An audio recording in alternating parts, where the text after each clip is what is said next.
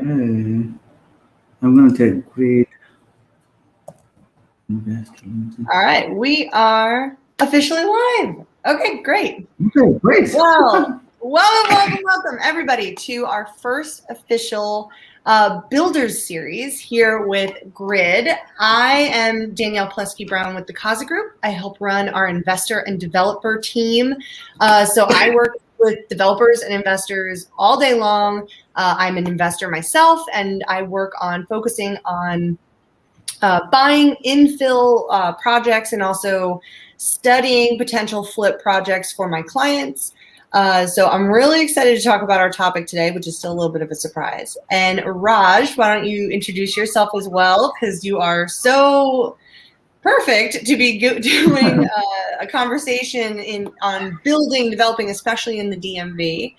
So tell everybody a Mhm. little bit about yourself. Sounds good. Great. I appreciate it. I'm very excited to be here, and I'm very excited about what we plan to do down the road with several series of these live sessions with the grid. Um, and I'm very excited. Again, my name is Raj Tamay. I'm a custom home builder, a spec home builder, and also a structural engineer. We are here in DMV area, so I've been doing this for almost 15 years now. And Wow. also as a spec home builder, I'm investor, right? Real estate investor. That's why I love doing it. Anything related to real estate, I love real estate.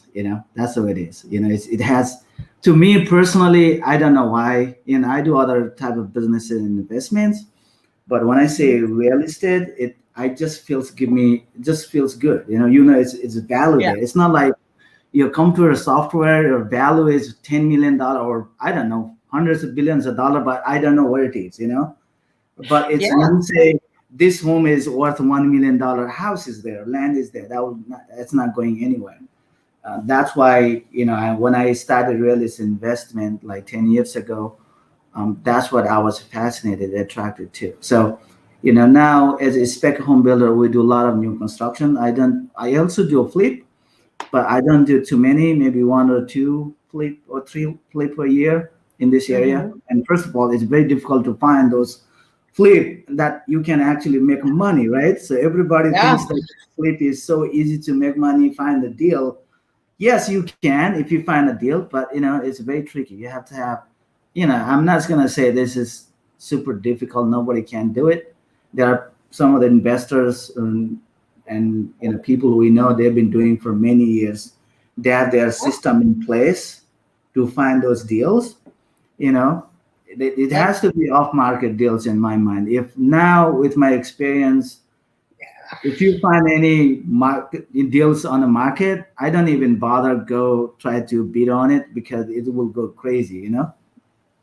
It can be tough. It's tough out there, and besides the competition, there's a lot of things to consider. But I figured today, why don't we start with something that most investors in some place of whatever their investment journey are in, Mhm. that they're going to want to know, like, what is the most key components of figuring out, do I want to flip this project or not? And between the two of you, like, this is all I do all day is figure out Yeah. this information. But you've done so many flips and so many projects, and even for custom home build clients, you still have Mhm. to consider all the same stuff. Yeah. So if I had to like do my top few, I would say location. It's always location. It's probably number one, right? Mhm. Where Yeah. is this? What block is it on? Is it a quarter lot? Is it in the middle? Is it attached? Is it detached? What neighborhood? What county? What all of that zoning, all of that has to do with location. So I think location's like number one for me. What do you think? Yes. No, I agree. So when I do spec homes and custom homes are a little bit different because when you say Mhm. custom homes, the homeowner they have a preference on the location. They want to live in that neighborhood. Maybe they have a job or office close by, or they love the neighborhood. There's schools are great. They want to send their kids to this neighborhood. Mhm. But when I do spec homes, for me, first of all, I make sure that that's the neighborhood I want to buy the house and build and sell, right? That's Yep. very important. And for that, as a builder, first thing I do is I partner with local realtors. to find out what is the status of it. How big of the house I have to build. Let's say, what we do mostly here in McLean, Falls, Vienna. So I have a few spec homes coming in the McLean. Your lowest is $2.5 million home. And your 3.5 and $5 million home. So when I go to the neighborhood, we'll see, okay, how big of the house I have to build to sell that house for 2.5 million or 3 million. Right? Yeah. You have to and then you figure out what's it going to cost me based on, you have to almost work backwards. Like if I buy it for this and I need to make it worth this, is there a margin in there? Like what's in the middle, that gray area? It's so important. Yeah, so you do it. So funny now. I actually had a meeting with another potential investors. They want to buy like 5-6 spec homes, build 5-6 spec homes in McLean. They have all cash, but they don't have any experience. So maybe somebody said, okay, really, is this the way to go make money? Yes, but you have to be careful, right? Make sure that you have that checklist checked 1 to Z, A to Z. Any type of investment or business opportunity, it's a risk is involved. And for me, I try my best to mitigate those. If I can see, if things goes bad or wrong along the way, there's nothing to do. But in my opinion, you have to do your best from your side. So that's the first thing is, okay, this is the neighborhood I want to build my spec home, and it starts with. Because some of the neighborhood, for example, in McLean, give you the example, you can build either $2 million home or $3 million home. Okay, so it will be okay in McLean. But if you go some other place where the rest of the homes are $500,000 and you're trying to build $1 million home, that doesn't go well. That doesn't go with the neighborhood. It's not gonna work.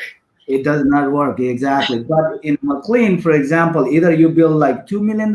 It has to $2 million should be minimum.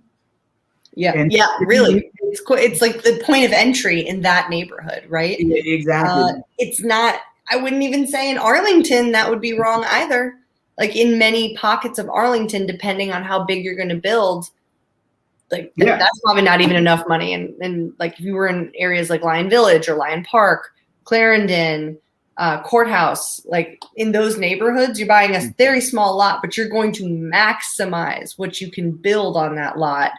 And that ain't cheap. It's not an entry level build. Okay, so location. What the best use of your money at the end of the day? So what can you build there? And what else have other builders done? And what did they sell for? Like, what do you need to do? So I guess that's number 2 is what do you need to do to get the most out of this flip? I would also say, like, when you're also considering the lot, a couple of other things. Zoning, huge, right? Is it zoned the way you want it now? Can it be rezoned later? Does it have to be rezoned? What is that going to cost? What that time frame looks like? Because all of that feeds into the longer term project assessment. And in some cases, also lot shape. Because what you build, say you have a fan-shaped lot or a corner lot where setbacks can be a little different. You need to take certain things into consideration. Or say there's a heritage tree. Oh man, those heritage trees, which for those of you that don't know, they can kind of range in size, but usually it's like 100 or 125 centimeters diameter, right? Inches diameter. Is it inches or centimeters? I forget. Do you know? No, I don't. Yeah. It's a very wide trunk tree, or probably not as wide as you think it is. You measure it, the circumference of it, or the diameter. Sorry, it is the diameter. And you cannot cut those trees down without special permission from either the city or the county. So if you have a tree in the middle of the lot and it's considered a heritage tree, and look it up for what areas you're looking in, that could be a big deal. Is there an RPA, a resource protected area? Like, is there a stream running under the house or near the driveway? Or like in McLean, that's actually kind of a common thing. There's a few roads that have streams that cut the front of the lot off, and the driveway is a little bit of a bridge. Now, in most cases, this doesn't affect things too much, but what if that was closer to the house, or if there was something like a well? Like what's going on with the lot that could affect what you're building is a really big thing to learn. If it's different shapes, your setbacks can be very weird. You could end up, like if you have like a fan shaped or a diamond shaped lot, right? Yeah. You could end up with a house in the shape of a triangle because you have to have setbacks of 8 feet in some county or whatever the county requires. They have to be 8 feet from each of the sides. So if you have a fan shaped lot, your house could end up like a triangle toward the back. That might not be how you want to design your house. Or you might feel like the resale value is not great with that. Yeah. So have you found anything else besides that that's really like, hey, you really should consider this about a lot? Yeah. So let's say when I'm considering buying a lot or tear down in certain place, let's say in McLean, because most of the homes, lots in McLean, they are like quarter acre lot. Okay. Mm-hmm. And you have a public water, public sewer. That's more important for me because this is the deal. If you have a bigger lot, then the cost of your landscape or site development cost could be high. But if you have a quarter acre lot, what else can you do? You know what I'm saying? Yeah. So that's good. So you focus on the building. Your outdoor structure is very limited. Depending on how much space left, sometimes I make really nice patio or fire pit. You can have outdoor living space, a gazebo or outdoor kitchens. Yeah, super popular now. Exactly like that. But in a quarter acre lot now, it's especially the neighborhood in McLean and Pulsars, there's not so much you could do about outdoor living places. So mostly focus on the building. So first thing I look at it when I do it on the contract, we usually do a study period. Okay. Yep. Feasibility study for those who are less familiar with it. Correct. The study period is the one on the contract to make sure that you can build a house, whatever you designed house or desired look, size and shape, you can build that on that lot. Okay. For that, you have to do a study. So for that, for example, you have to make sure that what kind of zoning, right? It could be R1, R2, R3. Let's say you have R4 in our area, Metro DC. It's usually 10 foot of setback you have to leave. Yep. And you have 30 foot at the front and maybe 25 in the back. So sometimes, this is the tricky part. Some developer may not know is if it's quarter acre lot R4, quarter acre lot in Falsas or Pimmit Hills could be R4. Same quarter acre lot in McLean, most of them is R3. What that means is that your setback requirements, instead of 10 foot on the side, now it's a 12 feet. Yep. The width of the lot. So if your width of the lot is only, let's say 60 feet, then you leave 12. You lived with what? Maybe 44, right? So then with 44, you don't want to build a house tight. So you have to leave at least 6 inches on the both sides. So the maximum width of the house you can go is 43. So make sure that your house fits, And like you said, Danielle, RPA. So you have to understand if there's RPA, resource protection area. And worst case could be a flood zone. Because the flood zone is the worst if it's next to extreme or sometimes those flood zone, you may not even see your water. So you have to look at this FEMA map or, do some research. Talk to a civil engineer. Usually civil engineer would be able to help you to find out if there's RPA or there's a flood zone or not. A flood zone is not just that you may not be able to build a new house, but also better one, you might have you have to pay flood insurance. Now all of a sudden you have to pay more monthly on the insurance because you have the flood needs to be included, right? Or for your out sale buyer. So the person buying it when you're done, this can actually affect what the price point of many buyers, because if that flood insurance is required, mortgage lenders are going to look at that. Yes. As not just a homeowner's insurance requirement, but a flood insurance requirement. And what that buyer qualifies for as a monthly payment is never going to change. They're like, this is how much you have to spend on this. If you spend it, it could actually disqualify some buyers is really kind of my ultimate point. But it's something to think about. If you're in a flood zone, also there's some people that don't want to live in a flood zone, even if it's maybe not the biggest deal. Like I grew up on Long Island, which basically the entire thing is a flood zone. But, but now there's been a whole lot of legislation to change things, and houses have to be built in a very different way. And even current homes have to be changed and lifted, which lifting a house is not cheap. But that's something to consider. Yeah. Okay, so then finally, the one other thing we haven't talked about in all of this, and some people might find this very surprising because we're talking about, oh, you're considering a property and whether or not you want to flip it. The last thing we're actually talking about is price. Because really, you have to think about all these other things before the price actually matters. Like the price is an invitation. And if you don't have any idea about these other things, it might not matter. So at least on the agent side of things, because my goal is, to do that study period, you can't do anything unless you get under contract. You can start doing some due diligence online, like on the county websites or things like that. But it doesn't matter. You don't want to invest a lot of time in doing that if you have no intention of winning this contract and trying to work with the seller and get under contract. Yep. So your first goal is to figure out, how do I win now? How do I get under contract? And how do I get a feasibility study period where I have some time to find out this other information? And if I need to renegotiate the price, I can. That's at least my strategy. That's how I look at it, because there's nothing to go into detail about unless you can get it under contract. It's a waste of your time. I think some investors try to negotiate too early, like over negotiate too early. And one of the best ways to be competitive in this market now is understand how you have to communicate and work through the process. Your initial negotiation, you're just trying to be a peacock and you're trying to be the seller's best friend and you want them to get under contract with you. When you start doing your due diligence, you can leverage what you find in that study period, if needed, to help negotiate the price down. If the seller doesn't want to do that, you can choose to walk away and you don't have any repercussions. Mm-hmm. But if you don't get under contract first, there's nothing to do.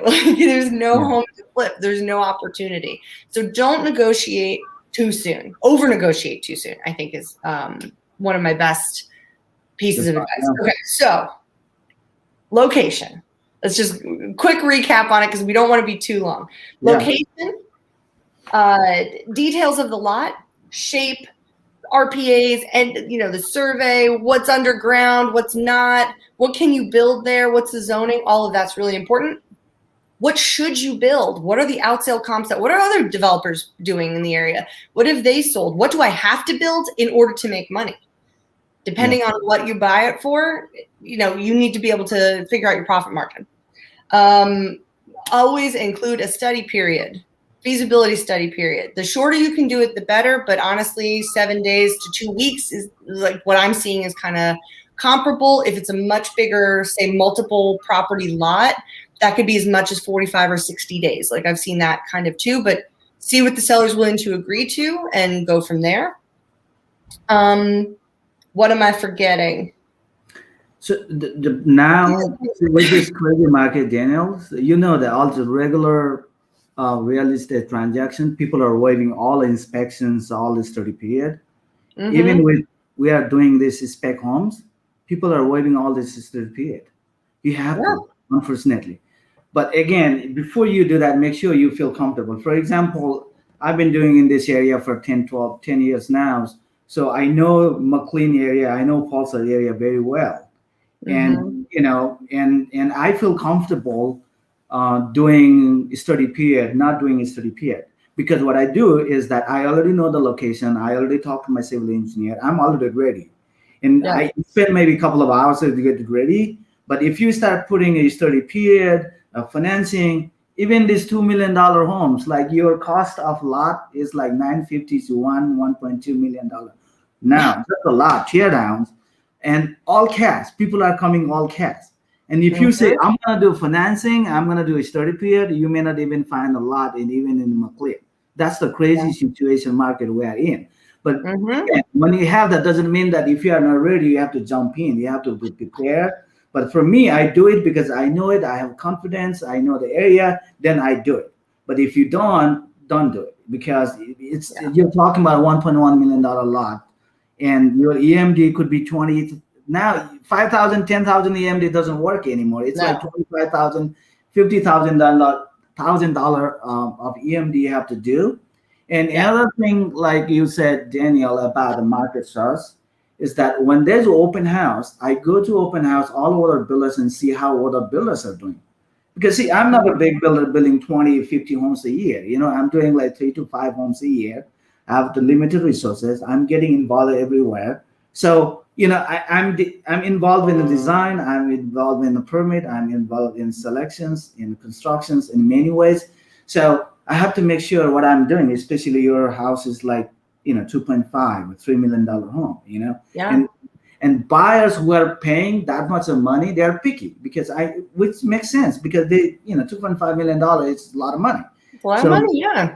and your product has to be good product. Just building a new house will not cut out. Building a new house down in Loudoun County or Prince William County here will not cut out. You have to have different product. It has to be really nice, high skill workmanship, nice product. And that's what I do. I go to open houses and I just look around and see how other builders are doing. For example, Toll Brothers are doing like all kind of new neighborhood here. Yep. And they can because they have money. They have a model home. When you go in, it looks amazing because that's what they invest all my money. They put them to showcase. For all the upgrades and So what I go there and pick one or two design from them. So just it looks like this is what is trending. Actually, what is trending in the market is something you have to be careful, be mindful when you build a new house, especially spec homes. In a custom home, it could be your personal preference, but the spec home, you have to understand that the majority of the people, not like 5 or 10% of the people, you have to think about maybe 50-60% of the population will like it, right? So I try to make it neutral, nicer, what is trendy. If you do it, I think you should be good, especially in this market. Awesome. I completely agree. Don't bite off more than you can chew because you want to do a flip. Partner with somebody else on your first, especially if you don't know what you're doing. Don't buy a $2 million flip. You really gotta cut your teeth somewhere else a little bit. But all right, Raj, this was awesome. I'm really excited to do this again next week. We're going to be talking about something else having to do specific with building and developing in the DMV. And we'll see you guys soon. Thanks so much. Thanks. Bye. Bye.